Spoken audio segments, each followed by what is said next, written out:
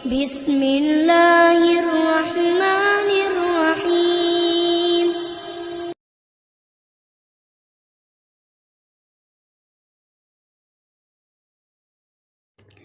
Bismillahirrahmanirrahim. Assalamualaikum warahmatullahi wabarakatuh. Anak-anak kelas 8, kita lanjutkan materi pembelajaran kita minggu lalu mengenai kebangkitan nasional dalam perjuangan kemerdekaan. Sebelumnya sudah dibahas mengenai latar belakang kebangkitan nasional. Dan juga sudah dibahas organisasi pergerakan pada masa itu seperti Budi Utomo, Sarekat Islam, dan Indi Separtij. Kita lanjutkan materi hari ini, yaitu mengenai peran tokoh kebangkitan nasional dalam perjuangan kemerdekaan nasional. Sebelumnya, kita bahas mengenai arti penting kebangkitan nasional dalam perjuangan kemerdekaan. Kebangkitan nasional bagi para pelajar sebagai generasi muda memiliki arti penting antara lain.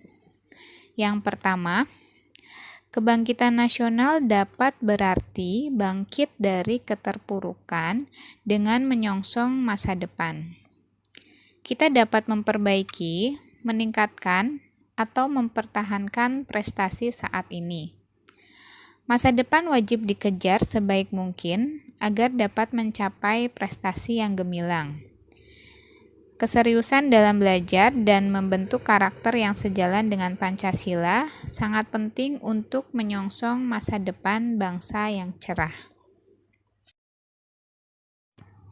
Kedua, kebangkitan nasional dapat berarti menguasai keterampilan yang diperlukan bagi masa depan, termasuk keterampilan teknologi. Ketiga, kebangkitan nasional dapat berarti bangkitnya kesadaran bahwa kita harus berani berusaha dan tidak pasrah menerima segala sesuatu sebagai takdir yang tidak terelakkan. Kita mampu mengubah masa depan dengan berusaha sebaik mungkin. Beberapa tokoh yang berperan dalam kebangkitan nasional pada saat memperjuangkan kemerdekaan nasional, diantaranya yang pertama, Wahidin Sudirohusodo. Dr. Wahidin Sudirohusodo lahir pada tanggal 7 Januari 1852 di Sleman, Yogyakarta. Wahidin menyelesaikan sekolah dasar dan menengah di Yogyakarta. Setelah itu, ia memutuskan untuk melanjutkan studinya di Stovia, Batavia. Dalam perjalanan hidupnya, ia bersama rekan-rekannya mendirikan surat kabar dua bahasa, yaitu Retno Dumila yang menggunakan bahasa Jawa dan Melayu. Gagasan penting dari Wahidin Sudirohusodo yang mewarnai perjuangan pergerakan nasional adalah organisasi hendaknya memiliki tujuan memajukan pendidikan dan meninggikan martabat bangsa.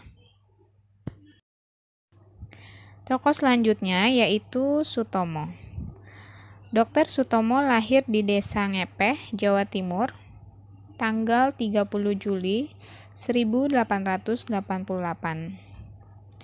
Sutomo pernah mengenyam pendidikan di Stovia.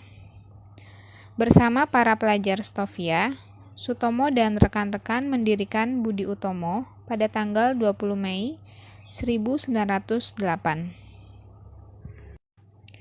Selanjutnya, Hos Cokro Aminoto. Haji Umar Said Cokro Aminoto atau dikenal dengan Hos Cokro Aminoto lahir pada 16 Agustus 1883 di Ponorogo, Jawa Timur. Setelah tamat Osvia pada tahun 1902, Cokro Aminoto bekerja sebagai juru tulis di Ngawi. Selanjutnya pindah ke Surabaya dan bekerja pada sebuah perusahaan daging. Di kota ini ia berkenalan dengan Haji Saman Hudi, pendiri Sarekat Dagang Islam. Cokro Aminoto kemudian masuk Sarekat Dagang Islam dan menyarankan kata dagang dalam nama tersebut untuk dihapus dengan tujuan agar jangkauan organisasi lebih luas. Host Cokro Aminoto merupakan tokoh yang mengobarkan semangat patriotisme para pemuda. Selanjutnya, Douwe Dekker atau Danu Dirja Setiabudi.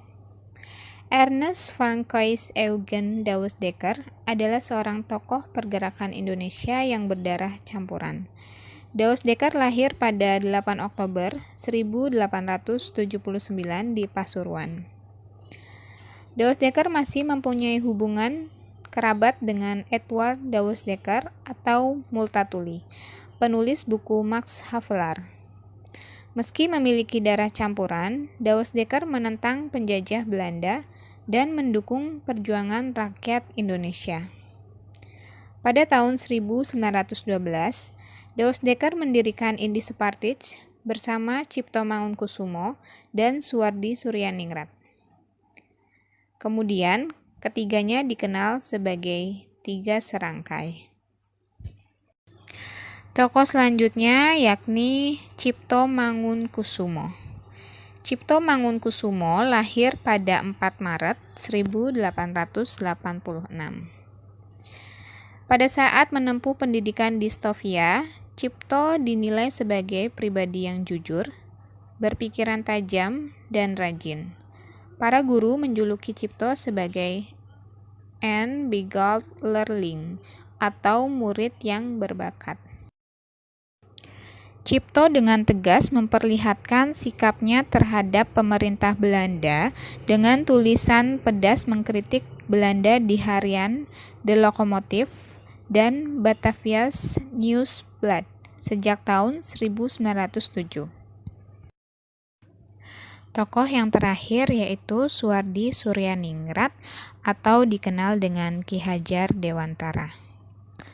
Suwardi Suryaningrat lahir pada 2 Mei 1889 di Pakualaman.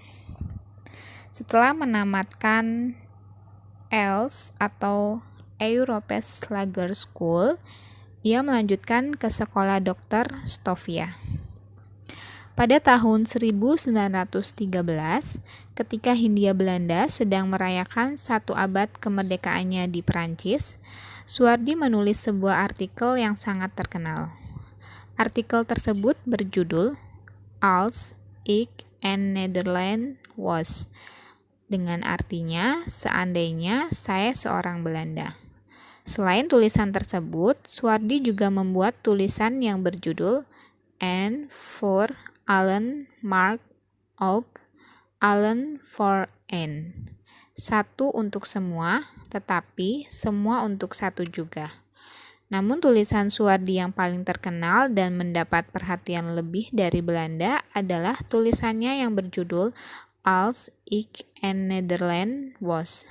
Tulisan tersebut dimuat dalam surat kabar di Express tanggal 13 Juli 1913. Suwardi Suryaningrat pernah mendirikan Taman Siswa atau Perguruan Nasional Taman Siswa dan memiliki semboyan yang berbunyi Ing Ngarso Sung Tulodo, Ing Madjo Mangunkarso, Tutwuri Handayani, yang memiliki arti di depan memberi contoh, di tengah memberi semangat, di belakang memberi dorongan. Selanjutnya, Suwardi Suryaningrat mengubah namanya menjadi Ki Hajar Dewantara saat berumur 40 tahun.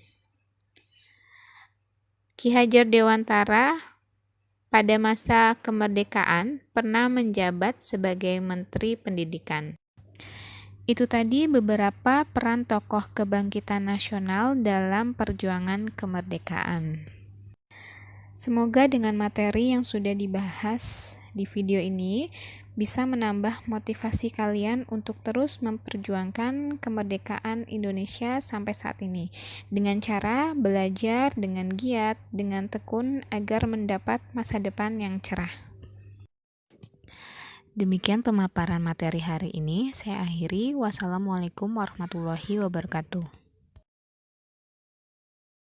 Alhamdulillahi Rabbil Alamin Ar-Rahmanir Rahim Maliki